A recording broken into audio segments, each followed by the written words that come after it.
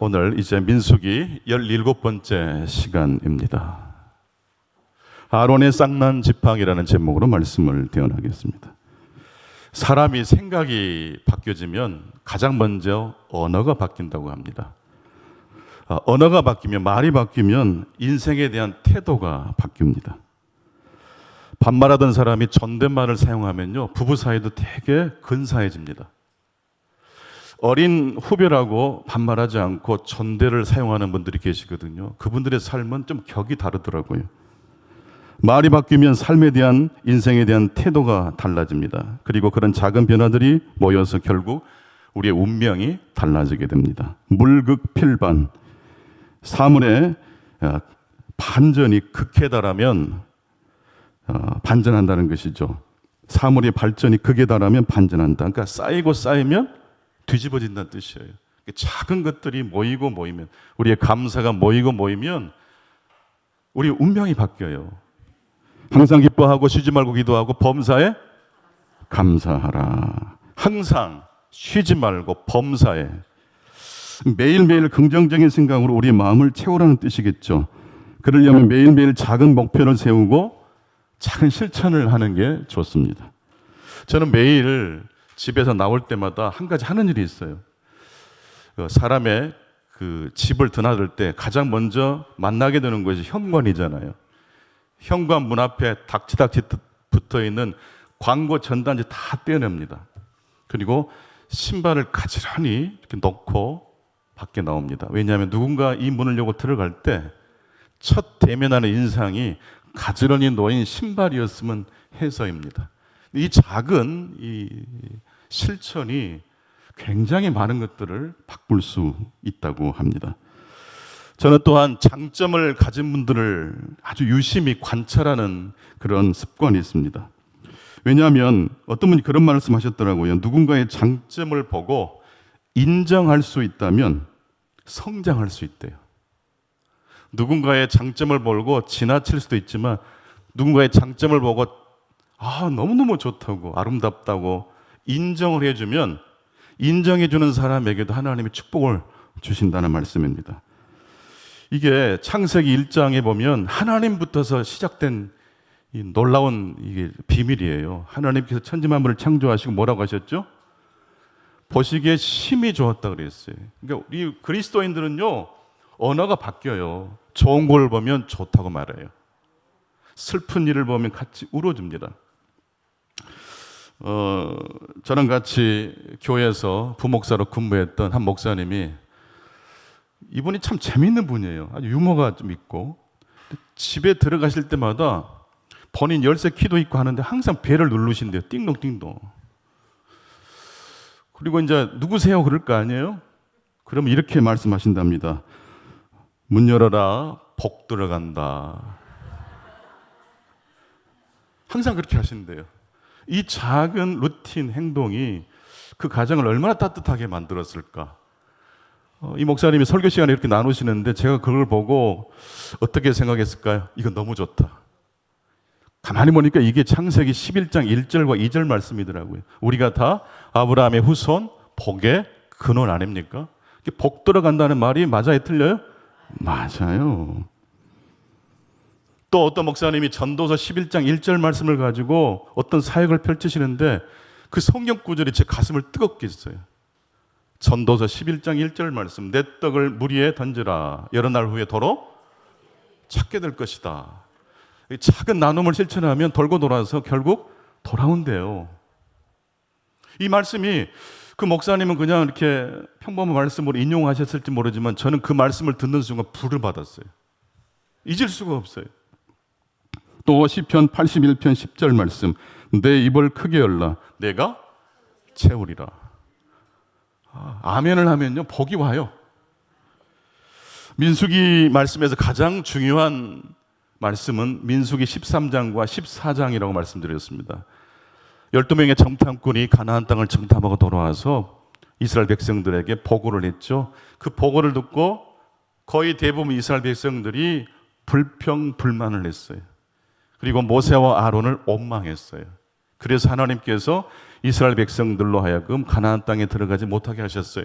여호수아와 갈렙만 제외한 20세 이상 된 모든 백성들은 광야에서 죽게끔 됐어요. 왜 정탐꾼의 보고를 듣고 모세와 아론을 이스라엘 백성들이 원망했습니까? 모세와 아론을 원망했다는 것은 사실 모세와 아론을 세우신 하나님을 향한 원망이기도 했습니다. 그 결과 여호수아와 갈렙을 제외한 모든 20세 이상의 모든 이스라엘 백성들이 가나안에 들어가지 못하게 됐습니다. 이 원망이라는 말이요, 히브리 말로 텔루넛이라고 하는데요, 이게 중얼거리는 소리, 투덜거리는 소리랍니다. 이스라엘 백성들이 왜 약속의 땅에 못 들어갔습니까? 작은 중얼거림 때문이에요. 큰 목소리도 아니었어요. 투덜거리는 작은 푸념 때문에 약속의 땅에 못 들어간 거예요. 그러니까 작은 원망이 이스라엘의 운명을 바꿨다는 말씀입니다. 그리고 그 원망은 더 나아가서 고라와 또 이스라엘의 250명의 주의관들로 하여금 모세와 아론의 리더십에 반역을 일으키기까지 했습니다. 하나님은 이 반역을 일으킨 자들을 심판하셨습니다. 땅이 갈라져서 또 불로 심판하셨습니다. 그렇게 해서 이 반역 사건이 일단락되는가 생각했는데 아직 남은 게 있었어요.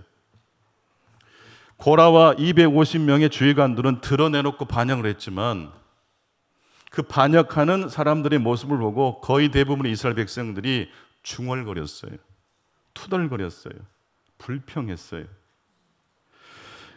여러분, 드러내놓고 불만을 표출한 것이나 중얼거리듯이 투덜하는 것이나 원망은 공동체, 우리 각자의 개인의 삶에 생명을 가지고 올 수 없습니다. 이 일로 인해서 이스라엘 백성들에게 전염병이 덮칩니다. 연병이 덮쳤어요. 그래서 14,700명이 죽습니다. 그리고 아론이 백성들을 위해 속죄의 제사를 드렸을 때 겨우 그 진노의 전염병이 멈췄습니다. 오늘 민수기 17장은 바로 16장에 벌어진 그 사건 이후에 하나님께서 어떻게 이스라엘 백성들을 회복하시는지에 대한 이야기입니다. 하나님은 모세를 통해서 12지파 지휘관들에게 지팡이를 하나씩 준비해서 가지고 올 것을 명령했습니다. 그리고 그 지팡이를 해막 안 증거궤 앞에 두게 되면 하나님께서 이 12개의 지팡이 중에 내가 제사장으로 세운 사람의 지팡이에는 싹이 나고 꽃이 피고 살구 열매가 맺게 하겠다라고 하신 것입니다. 이 12지파 중에 레위 지파는 바로 아론의 지파이기도 했습니다. 그래서 레위 지파의 대표 이름을 아론이라고 쓰게 했습니다. 그리고 결과는 어떻게 됐습니까? 누구 지팡이에 열매가 맺혔습니까? 아론이라고 이름을 기록한 지팡이에 순이 돋고 꽃이 피고 열매가 맺게 되었습니다. 그러므로 하나님께서 세우신 이스라엘의 리더십 제사장은 모세와 누구다? 아론이다라는 것을 보여주셨던 것입니다. 그렇다면 이 아론의 싼난 지팡이가 우리에게 주는 의미는 어떤 의미일까요? 첫 번째, 지도자의 권위는 우리 하나님께서 부여해 주신다는 말씀입니다. 사실 12개의 지팡이는 다 평범하게 짝이 없는 보통의 지팡이입니다. 그리고 지팡이는 도저히 싹이 날 수 있나요, 없나요? 열매가 맺을 수 있나요, 없나요? 없습니다. 그러니까 아론이, 모세가 특별해서 아론의 지팡이에만 싹이 나고 열매가 맺었다고 말하면 안 됩니다. 12개의 지팡이 모두가 다 싹이 날 수도 없고 꽃이 필 수도 없고 열매를 맺을 수 없었습니다. 그런데 아론이라고 이름을 써놓은 지팡이에 열매가 맺었던 것이죠. 이것은 아론이 능력이 많아서 모세의 리더십이 탁월해서 하나님이 그 나무만 특별히 지목해서 열매를 맺게 하신 것인가요? 그거 아니에요. 하나님이 아론을 택정해서 모세를 택해서 세우신 것이에요. 지팡이에는 싹이 날 수 없습니다. 그것은 불가능합니다. 그러므로 아론이라고 이름을 써놓은 지팡이에 무슨 영험한 신비한 의미가 있다고 생각하면 안 됩니다. 아론도 그 누구도 하나님의 은혜로 하나님께서 세우셔서 리더십으로 세워지게 된 것이라는 말씀입니다. 지팡이는 나뭇가지를 잘라서 만들지 않습니까? 그러므로 죽은 지팡이는 영양분을 공급받을 수 있는 무엇이 없죠? 뿌리가 없어요. 싹을 피울 수 있는 가지도 없어요. 열매를 맺을 수 있는 가지가 없어요. 생명을 피울 수 없는 근원적인 한계가 있습니다. 또한 정상적인 나무라면 하루 만에 순이 돋고 um이 돋고 꽃이 피고 열매가 맺을 수 없죠. 근데 이 모든 표적이 하루 만에 um이 돋고 순이 나고 꽃이 피고 열매를 맺었다는 것입니다.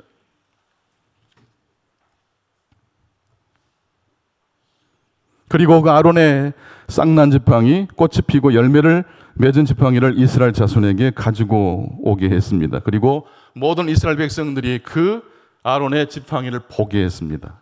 그러므로 이스라엘 백성들은 어떤 생각을 하게 됐을까요? 왜 아론의 리더십에, 모세의 리더십에 우리들이 따라야 하는가? 그것은 아론이 출중해서가 아니에요.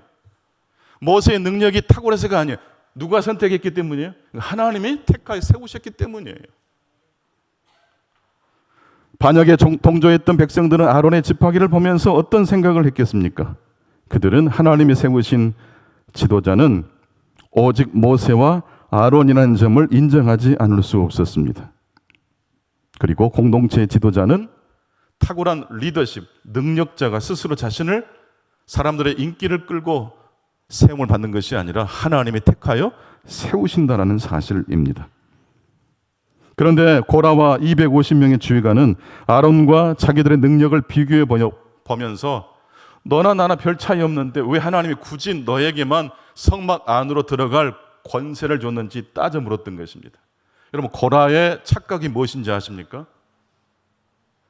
지도자는 그래도 외모도 탁월하고 능력도 탁월한 사람이 해야 된다는 착각을 했어요. 여러분, 모세가 실제로 우리 눈앞에 하나님께서 환상으로 보여주신다면 어떤 외모였을까요? 아론이 만약 하나님께서 환상으로 우리 앞에 보여주신다면 어떤 외모였을까요? 저는 그렇게 탁월한 외모는 아니었을 것 같아요. 오늘날 교회 공동체를 세울 때도 마찬가지입니다. 교회의 리더십을 세울 때 역시 마찬가지입니다. 능력과 외모를 보고 세우지 않습니다. 능력이 있어 보이고 외모가 좀 그럴듯해 보일 수는 있으나 그것 때문에 세우지는 않습니다. 혹시 능력이 되는 사람이 지도자로 세움을 받았다고 해도 자신의 능력 때문에 세워졌다고 착각하면 안 돼요. 그것이 바로 하나님을 향한 반역 행위가 되기 때문에 그렇습니다.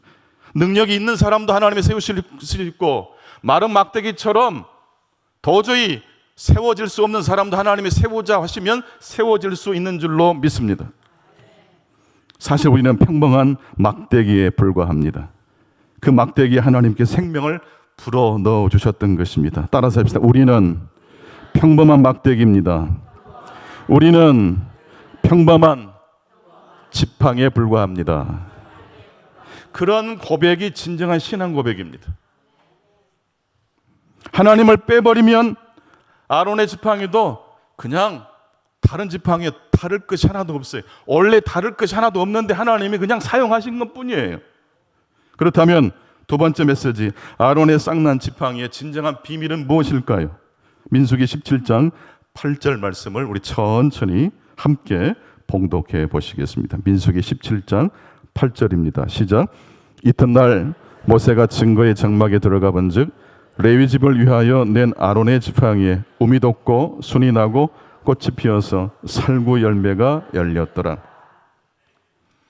아론의 지팡이에 um이 돋고 순이 나고 꽃이 피고 살구 열매가 맺혔습니다. 보통 나무에서 열매가 맺는 것을 보게 되면 나무의 종류에 따라서 6개월 내지 11개월 정도 과정을 통과한 다음에 사과 열매도 배 열매도 자두 열매도 포도 열매도 맺게 됩니다. 그런데 죽은 막대기에 불과했던 아론의 지팡이에는 단 하루 만에 그 모든 과정을 거쳐서 열매를 하나님께서 맺게 하셨다는 것입니다. 6개월이 걸리지 않았어요. 11개월이 걸리지 않았어요. 움이 돋고 순이 돋고 꽃이 피고 열매를 맺는 이 모든 과정들이 단 며칠 만에 이루어졌습니까? 하루 만에 이루어졌습니다. 그런데 중요한 것은 하루 만에 열매를 맺게 하실 거면 굳이 왜 움을 돋게 하시고 순이 자라나게 하시고 꽃이 피게 하셨을까요? 그 과정 다 생략해버리고 처음부터 짜자잔 열매를 열리게 하실 수도 있잖아요. 근데 왜 굳이 하루 만에 그런 표적을 일으키시면서 그런 과정을 다 거치게 하셨을까요? 생각할수록 이상하지 않습니까? 왜 그러셨을까요? 결과도 중요하지만 결과만큼 무엇이 중요하기 때문일까요? 과정이 중요하기 때문입니다. 아론의 지팡이에 열매가 맺었어. 결과만 생각하면 안 돼요. 하나님께서 12개의 볼품없는 다 동일한 지팡이에서 아론의 지팡이를 선택하신 것이었고 그 지팡이에 열매를 맺게 하셔서 하나님이 아론과 모세를 이스라엘 공동체의 리더십으로 세웠다는 것을 보여주셨어요. 그런데 모세도 아론도 착각하면 안 돼요. 이스라엘 백성도 착각하면 안 돼요. 하나님이 그냥 뚝딱 열매를 맺게 하지 않으셨어요. 반드시 하루에 걸쳐서 하셨던 일이지만 모든 과정을 통과하게 하셨다는 말씀입니다.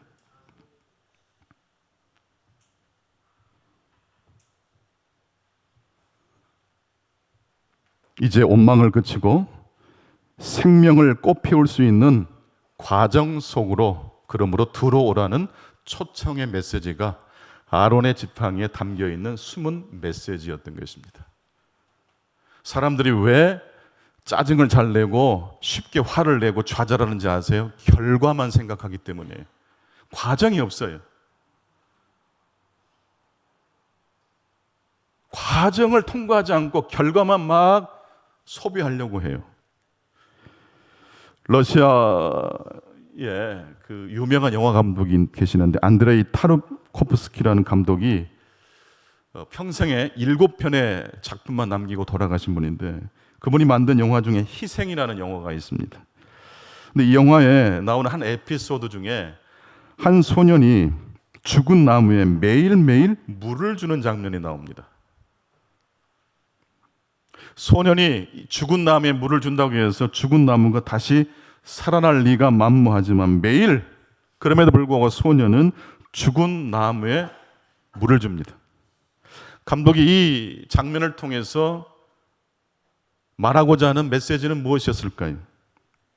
매일 죽은 나무에 물을 주는 비합리적인 행위가 매일매일 반복될 때 결코 죽은 나무는 살아나지 않지만 물을 주는 사람은 서서히 다른 존재로 변화된다는 뜻입니다. 지금 이스라엘 백성들이 가나안 땅에 못 들어가고 광야에서 40년 살다가 죽게 됐어요. 이제 광야의 삶을 살아가야 되는데 이때 아론의 싼난 지팡이 모든 과정을 하루만이지만 거쳐서 열매를 맺게 하신 이 지팡이를 통해서 이스라엘 백성들에게 주신 하나님의 의도, 목적은 무엇입니까? 광야에 물을 준다고 해서 사막이 옥토로 변하지는 않죠. 하지만 이 광야에 옥토가 될 가능성이 없는 광야에 뭘 줘야 돼요? 물을 줘야 돼요. 가능성이 없어도 계속 해야 돼요. 그러다 보면 광야가 사막이 옥토가 되지는 않지만 그 광야에서 생명을 위하여 불평을 잠재우고 생명을 위하여 매일매일 물을 주는 사람은 변화될 줄로 믿습니다. 자식이 속을 썩일 때 작전 기도를 하지 않습니까? 100일 작전 기도. 100일 만에 기도를 마쳤는데 아이는 그대로입니다. 거의 100% 그대로예요. 그러면 하나님이 응답해 주지 않으신 겁니까? 그러면 101일부터는 다시 기도를 하지 말아야 된다는 뜻입니까? 변할 가능성이 있는 사람을 위해서도 기도해야 되겠지만 변할 가능성이 없는 사람을 위해서도 기도하실 수 있기를 축원합니다. 그게 그리스도인의 사명인 것이에요. 가능성이 있는 것만 뽑아서 엑기스를 뽑아내듯이 기도하는 그런 신앙은 어떤 신앙입니까? 기독교 아니어도 그런 데는 많아요. 그게 바로 부적신앙이에요. 매일매일 죽은 나무에, 살아있는 나무가 아니에요. 죽은 나무에 매일매일 물을 주는 행위는 반드시 손가락질 받을 수 있는 행동이에요. 비합리적인 행위예요. 그렇게 해도 죽은 나무 살아나지 않아요. 하지만 죽은 나무는 살아나지 않지만 물을 주는 그 사람은 매일매일 그 물을 주는 반복적 행동을 통해서 그 물을 주는 그 사람은 변화되는 것입니다. 여러분 왜 충만교회 계속 나오십니까? 뭐 많이 나오셔도 오랜 시간 나오셔도 별로 변화되지도 않은 것 같은데, 그래서 낙심해서 좌절한 사람도 있어요. 그런데 여러분, 변화될 가능성을 향해서 희망을 가지고 달려가십시오.